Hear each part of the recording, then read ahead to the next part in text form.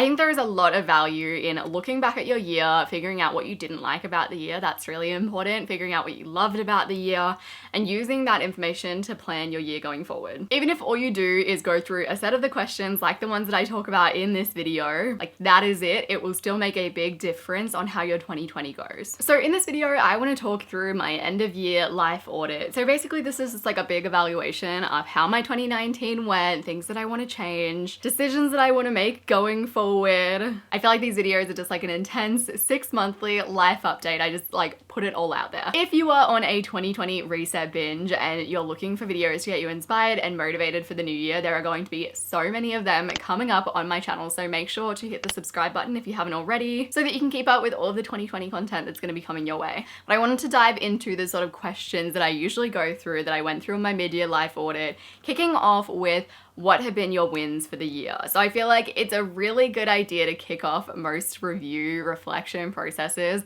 with a little bit of a wins audit. And when I say wins, I mean like they don't have to be getting into your dream university. It can be like making a new friend or going to that coffee shop that's kind of scary down the road. Like those are still wins. If you have a win that you want to share just to like up the vibes in the comments, share it in the comment section down below. And regardless of what you think, you're going to have had wins throughout the year. You sometimes just need to sit down and actually brainstorm it out before they start coming to you. But once you start, you put the first one down on paper, you're going to think of more and more. And it's a really good feeling to just like sit and dwell in your wins. So far, the biggest wins for me this year, definitely by far, has been producing the life map. I've wanted to make a physical journal or a physical product for so very long, so this has been a bit of a dream of mine. Probably on par with that win was quitting my job. For some background, if you haven't really heard me talk about it, for the most of the time that I've been on YouTube, I've had a full-time job.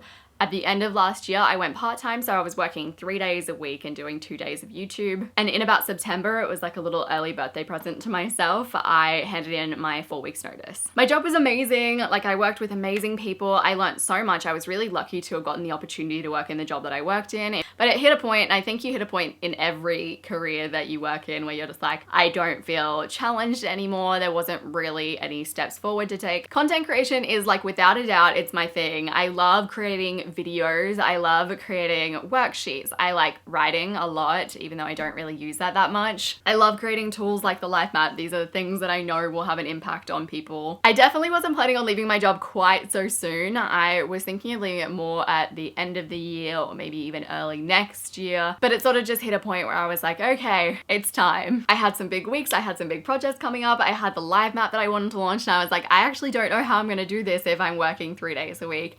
Doesn't sound like much, but when you're trying to do basically 2 what are kind of full-time jobs, it feels like a lot. So thankfully everyone was really lovely when I left. Everyone was super supportive, super understanding. And then there are the little wins. So I finally got my braces off. That is so exciting. I'm so happy that I got them. So when I first got my braces, I actually had like a moment of like, why did I do this? I look horrible, but like 100% worth it. I got them at the start of the year, got them off like 6 months, 5 months later. It was a really short period of time, and I look back at my old videos and I'm like, wow, the difference is so significant and I feel so much more confident. If you're thinking about getting braces and it's something that you can afford to do, definitely worth it. I finally went to some kind of Gold Coast entrepreneurial meetup, which is something that I've been meaning to do for some time. I always say like to my friends in my goals list, I'm like, yes, I want to meet more cool people on the Gold Coast, make friends with people who own their own businesses, are doing their own thing, like YouTubers, content creators, that kind of thing. But I never really put myself out there and try to meet people. I saw a girl on Instagram be like, we're holding a female entrepreneur Christmas lunch. So I went along to that. That was really recent. And that's something I want to do more of in 2020. I always use the excuse of like, there just aren't that many people on the Gold Coast. Like everyone's in Melbourne and Sydney. And I'm keen to meet people in Melbourne and Sydney too. But like, I'd love to have people here that I can like go get coffee with. I just want to make some more like entrepreneurial thinking friends. I probably had my best relationship with alcohol this year that I've ever had. At the start of the year, I was like, I don't want to drink at all.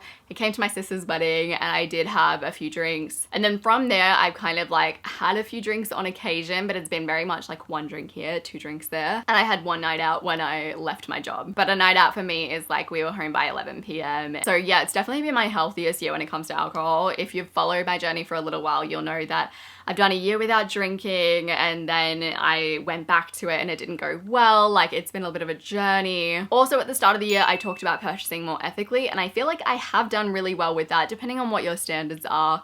So I decided that purchasing ethically would mean purchasing above a rating of a B on the Good On You app, which is an app that rates all brands based on how ethical they are. And honestly, it worked out really ideally for me. It was probably the lazy way to do it, but I was like, Witchery and Country Road both were at a B on Good On You, and I was like, perfect, that's where I'm gonna buy most of my clothes from. But I wanted somewhere where I could physically walk into should I need to and try things on, that was easy to access, that didn't feel too restrictive. I learned to use Adobe InDesign, which was really fun, and it really helped me to create the life map. I created my ultimate productivity home for 2020. This is like the most recent win that I've had, and I'm so excited about it. I can't wait to share it with you guys. And we did some home renovations. So we retiled our bedroom and we redid our courtyard a little. So the next thing that I like to look at is how your goals have gone. So this is definitely a learning experience. This is about learning from how you've gone, not about berating yourself if you haven't done well. It's a dive deep into, okay, that didn't do well, why didn't it do well, and what can I do better in the future? I think my goals were creating the draft, creating the prototype, and then actually launching the life map. So those are my main goals for the year. It was a whole process. I won't talk about it in depth because I've created a whole video on how I created the life map and how that goal sort of went for me. If you want to see that, I'll have that link down below. The biggest thing that I've learned when it comes to goals this year through creating the life map and also working on the life map is that having one focus is the best way to achieve your goals. And I genuinely think that that's going to apply to the majority of people. If you are someone who sets 10 goals and you tend to achieve all those goals while working on them all at the same time, like, I'd love to hear from you because I think it's interesting. Everyone does have different ways of working.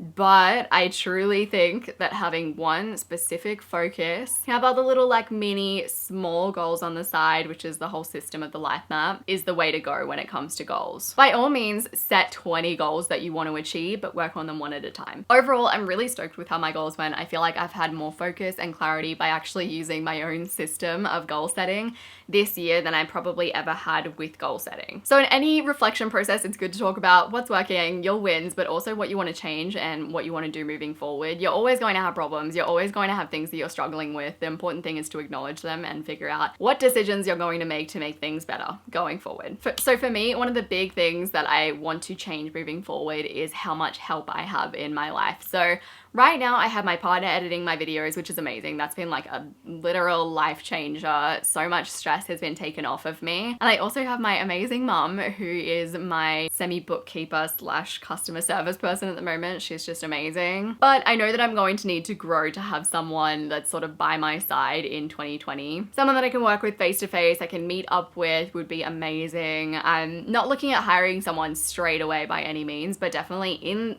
2020, call me out if by the end of the year I haven't hired help, because that's a problem. The next thing that I know isn't working at the moment, I'm very aware of it and I'm already working on it, is my money management. So money has just changed so much for me in the past like year or two. I feel like I wasn't earning any money, and then all of a sudden I was like over a point in the tax bracket where I was like, I guess this is a good problem to have. I'm not swimming in money, that's not what I'm saying. But I really like knowing what's up with my money and what I need to put away for what. I feel like a lot of the time people make the assumption, I think just based on the kind of videos that I make, they're like, oh, you're, you know, a person that checks your bank account every day, like you have a really strict budget, but I'm actually not like that at all. However, one thing I do know is what money's coming in, what money's going out. All of my bills are always like, I'm on top of them. I'm on top of my money game. So one of my dream map mini goals in my life map is to implement Profit First, which is a system of managing your money when you're an entrepreneur. If any of you guys have experience with Profit First, because I know a lot of you are business owners, chuck your comments down below. So next up, I want to talk about channel changes. So what I want to change on Muchelleb going forward. I love this channel. I love where it is. I love where it's headed. I love the content that I create, but I think there are always changes to make if you want to grow. This year, I think I grew about 40K on my channel, which is good, but it's probably not as much as I'd like to grow. In saying that, I set absolutely no goals and I worked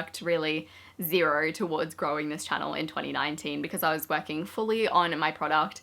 So that's fine, like I'm okay with that. But in 2020, I definitely want to work a lot more on channel growth. I want to create videos that are sort of pull-in videos is what I call them, that bring more people to my channel and get me more subscribers and ultimately more people watching my videos. So this year I really want to ramp it up. I'd love to reach 500K and I want my video views to also rise with my subscriber count, because I feel like having lots of subscribers doesn't really mean that much if you don't don't have the views that support that amount of subscribers. So this year I just want to be a bit more thoughtful when I'm planning out my content. I want to be a bit more thoughtful when I'm editing my content and generally planning my content schedule as well. Something that I haven't really done that much this year. And I also want to create more videos that are a little bit more intense. So would love to create anything that's similar to a Wheezy Waiter or a Matt Devella or something like that. Clearly I'm not a documentary filmmaker, but hey, if I can create anything that gives the same kind of vibe and like envelopes you in the same way as those kind of videos, that would be amazing. So I'd love to concentrate more on those kind of videos in 2020. So like I mentioned, I've launched the Life Map, my first physical product, which has been amazing. It's been such a learning experience. And definitely the hardest part of launching a physical product was managing the logistics. So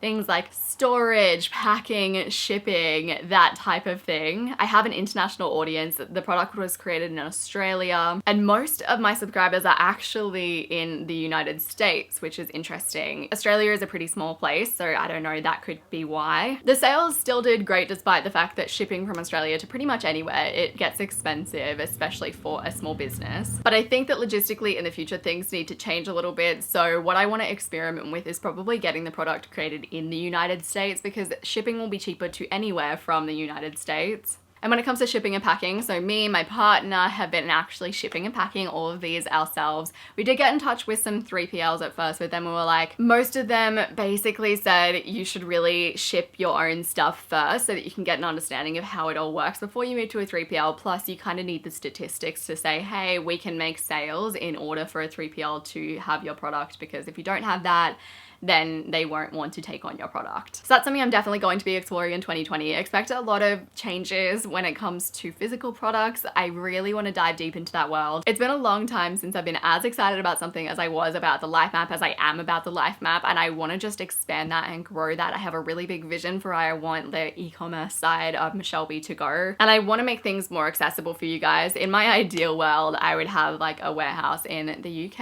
in America, in Australia, but expanding that quickly would be a really stupid business move. So I want to make sure that I'm serving as many people as I can and creating my product in the right place in an environmentally friendly way if I can. I want to meet as many of my values as I possibly can when creating this product while also making a profit, because you've got to think about the business side of things too. So it's definitely going to be a journey in 2020. That's going to be a big focus of mine. So I'm really excited to move that forward. And the last big thing that I want to talk about is channel notes. So if you guys have been following me for a while, you'll know that I have my second channel, or I did have my second channel, channel notes. It was all about growing on YouTube. And at a point I was like, okay, I need to close down channel notes because I need to focus on muchelleb. I actually really need to work on the Life Map, and I was working 3 days a week and I was like, I can't manage all of this.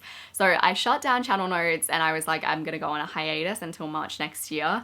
I haven't 100% decided on what I wanted to do, but I did want to give you guys a bit of an update on where my head is at with channel notes. At the moment, absolutely zero promises, because I just don't want to create any unfulfilled expectations, but I would like to turn channel notes into a bit of a podcast. You guys ask for a podcast all the time. I know your preference would probably be a lifestyle podcast, but it'll probably be like a business and life kind of podcast is what I'm thinking right now. I think it is a lot easier to manage a podcast. Like, people say that YouTubers don't work, but there's a lot more work that goes into like filming, cutting, editing, planning a video than I imagine there would be in a podcast. Not putting down any podcasters out there. More just like the admin would be a lot less for a podcast. So that's where my head's at the moment when it comes to where channel notes might be going in the future. No immediate plans to create a podcast, but yeah, that's just what I'm thinking right now. If you enjoyed this video and you want more videos that are all around 2020, resetting your life, getting motivation for the new year, then definitely hit the subscribe button if you haven't already. I appreciate you so very much, and I will see you soon.